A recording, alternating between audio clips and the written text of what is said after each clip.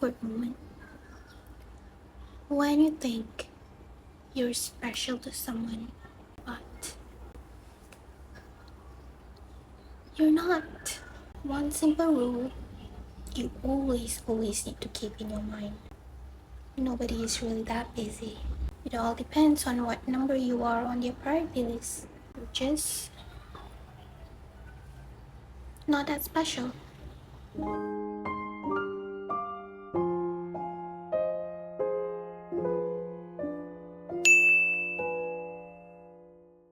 It's going to be one pretty heavy topic for me to talk about.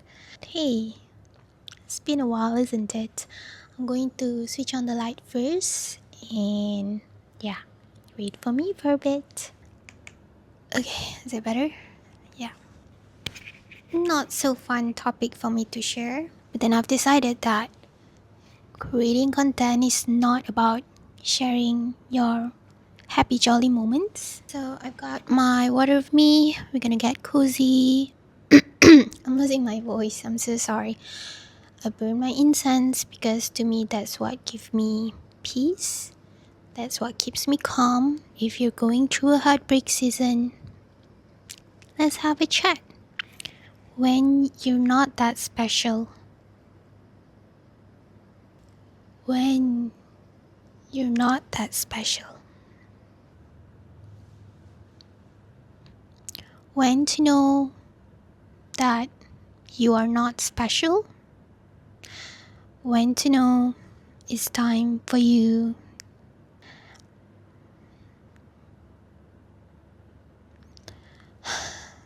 Yeah. If a person,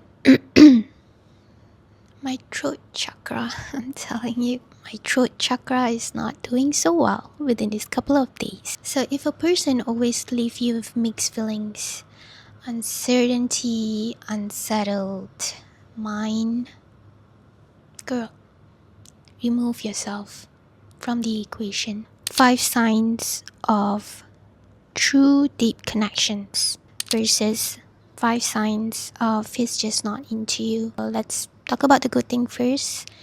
5 signs of true deep connection. What are those, right? If you build a true deep connection, when you meet, there's always sparks, of course. The first obvious thing is the uncontrolled smile when they meet you, right? I mean, how so obvious can that be? They can't stop smiling. They can't stop being all giddy and stuff around you. That's the first sign of true deep connection. It shows how happy they are to have you around them. Number 2, they will crave good quality time alone with you. A true deep quality time alone. No distraction. Just happy to be around each other. Doesn't need to be only fun times together. Number 3, they will remember every detail about you. Every detail. It's just a sign that they really take notes. They listen and they appreciate what you told them before.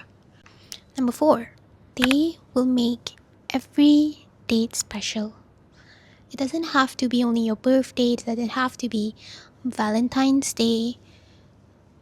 The time, whenever you spend time together, they will make sure it will be a very special day for you.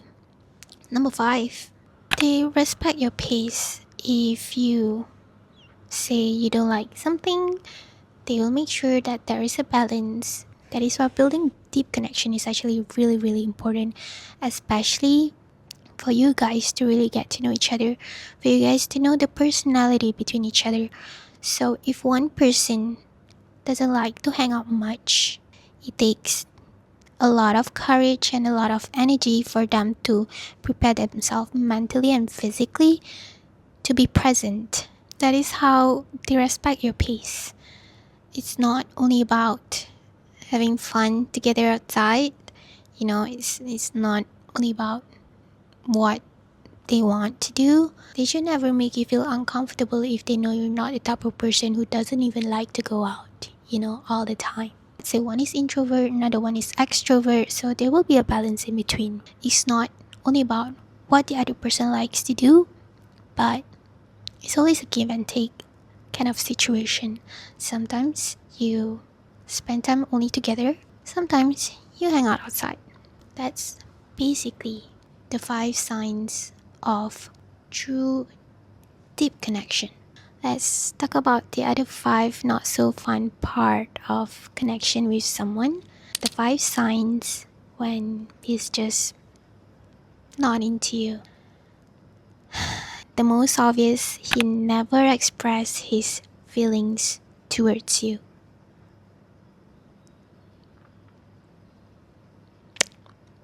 Yeah, the most basic thing ever. Mm-mm. So when he is not vocalizing his feelings to you, what's the basic thing we normally do when people don't really express themselves, they don't really vocalize themselves? We tend to create happy thoughts in our mind. Nobody wants to feel miserable. So we build this kind of narrative in our head by saying, oh, he's just not that expressive. Action carry more than words, which is true, but absence of verbal expressions should not be overlooked. Point number 3, distance during important events. What does this mean? You're not the first person in their mind to share those little excitement in life, whether it's first day of job, first day of getting new job, promotions, what else, all those little things that keeps them happy, that keeps them joy. You will not be the first person they will contact and tell to share the joy in their life. If you are important, you will literally be the first person on their mind whom they want to share their special moments with, whom they can't wait to tell the good news about. Baseline is you will be the second, at least after their parents, I guess. That makes sense, right? Instead of their friends. But if you're not, babe, you're not that special. When they're actually not feeling the best as well, if you are their safe space, will be the first person they want to be around. If you are not the person they want to be around with when they're sad, when they need someone to talk to, babe, you're not that special. A true connection is when you are each other's safe space. No one else, nobody else. It's just you two. Next point. When he's just not that into you, you're always the one initiating plans. It's pretty obvious, right? The energy that you miss, the person that you miss, you just want to be around them all the time. I mean, maybe not for me, not all the time, but most of the time, you want them to be around. Who doesn't want to be around their person, right? If it's most of the time, you are the one who tells them that, I need you. Can I meet you? How does this? It doesn't make any sense. How are you always looking for them? Why are you the one who's always planning for things? I mean, take a pause here for a second. If they miss you, aren't they gonna be doing the same thing too? Then why are you the only one initiating stuff? Why you pour all your energy?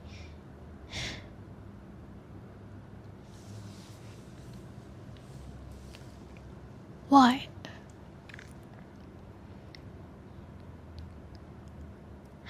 Isn't it obvious it's just one-sided?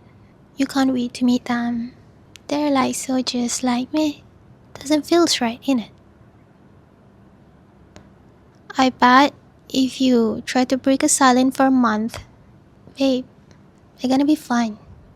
Not you, obviously, but they're gonna be fine. Okay, take a deep breath. This one might be one hard pill to swallow. Take a deep breath. Another sign when they're not into you.